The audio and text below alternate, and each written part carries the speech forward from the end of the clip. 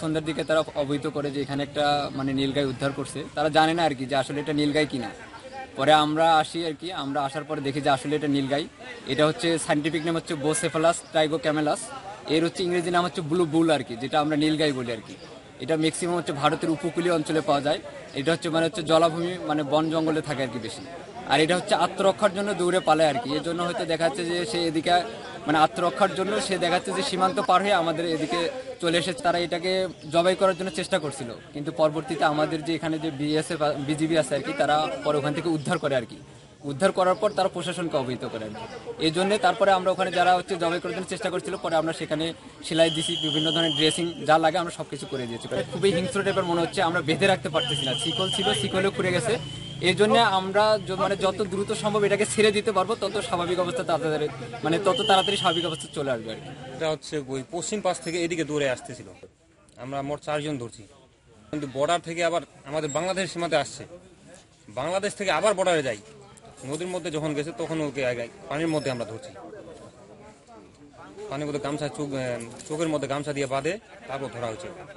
আমরা যখন ধরি তখন এটা কারা যে করছে তার আগে করছে, তারা দেয় তার আগে জবাই করছে। জি, এটা চারো পাই একসাথে লাফাই। আর যেভাবে দৌড়ায় মনে করেন যে একে সাধারণত মানুষ দৌড়ায় ধরতে পারবে না। টিবি ক্যাম্পে এটা অনেক আহত অবস্থায় পাইছি। গলায় ইনজুরি করা ছিল ঠিক জবাই করার মতো, কিন্তু সেখানে আমি 15 থেকে 16টা প্রায় সেলাই করি। শরীরে বিভিন্ন অঙ্গ প্রত্যঙ্গে বিভিন্ন রকম ইনজুরি ছিল, সেগুলো আমি ড্রেসিং করছি। নীলগাভীকে সুস্থ করলাম। সুস্থ করার পরে পা খুলে দাঁড়ালাম। নীলগাভী খাইতে দিলাম। খাওয়ার পরে উনি পানি পিপাসার জন্য 20 লিটার পানি খাইলো। নিটলডোবা ক্যাম্পে একটা নীলগাই ধরা পড়ছে। আমরা গতকালকে থেকে এখানে চিকিৎসা দিছি, আজকে আমি এখানে আসছি।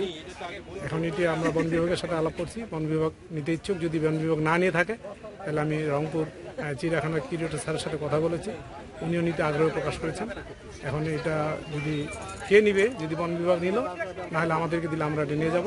তবে আমরা যেটা দেখছি যে এটাকে দ্রুত এখান থেকে এর নিয়ে যাওয়া দরকার, নাহলে এটার জন্য জীবন একটু হুমকির দিকে যাচ্ছে। যে একটা নতুন জাতের জিনিস, যেটা আসলে কি আমরাও জানি না। তো দেখলাম, দেখার যদি ইচ্ছা থাকে তো আমি তৎক্ষণাৎ দোকান বন্ধ করেই চলে এসেছি। ফার্মেসি দোকান বন্ধ করে আসলাম। আসার পরে দেখতেছি যে মোটামুটি 15 থেকে 16টা সেলাই করলাম। আমি উপস্থিত ছিলাম তখন।